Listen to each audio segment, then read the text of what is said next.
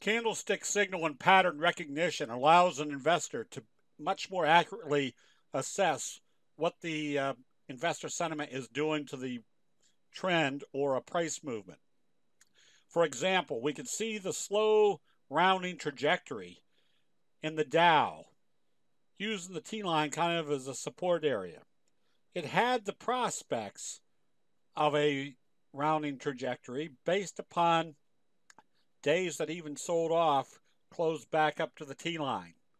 The upward trajectory of the pattern was more defined by one of the strongest candlestick signals. A doji followed by a gap up is your best friend. Named that because not only is the probability that you're going to be in an uptrend, but you're probably going to be in a very strong uptrend.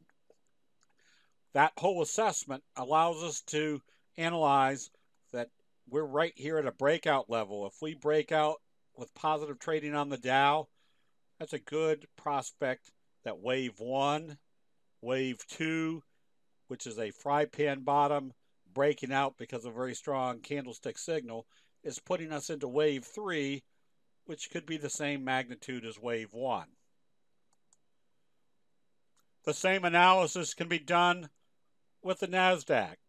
A little kicker signal starting your next uptrend. The fact that they gapped it up toward this resistance level of this little downtrending resistance told us just logically that everybody knew there was a resistance level.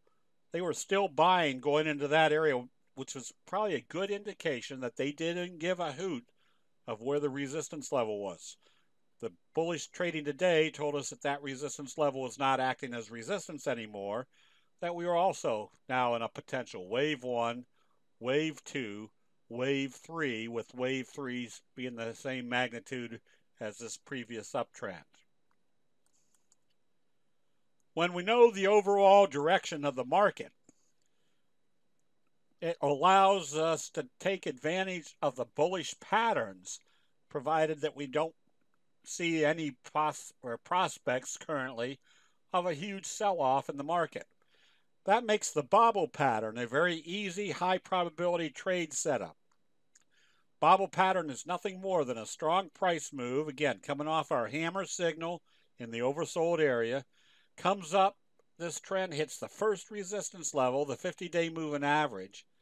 A bearish harame tells us the story we want to know at the resistance level, that the buying has stopped. And notice where they bring it back to, the T-line, and do a morning star signal right here in the T-line. Tells us if we were taking profits right here or closing out the trade, if they came back up through the 50-day moving average, all the elements that we know for being a bullish trend is right there. Number 1, told us they weren't going to go below the T-line. 2, confirming the morning star signal with bullish confirmation. 3, telling us the 50-day moving average is not acting as resistance anymore. And 4, telling us we have a J-hook pattern in progress. The fact that we could see where the resistance level was hit the first time and breached the second time told us we could be buying right in here, knowing that the probabilities of a wave 3 is very likely.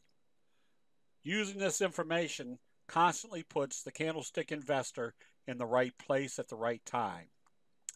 That'll be it. We'll see you in the chat room.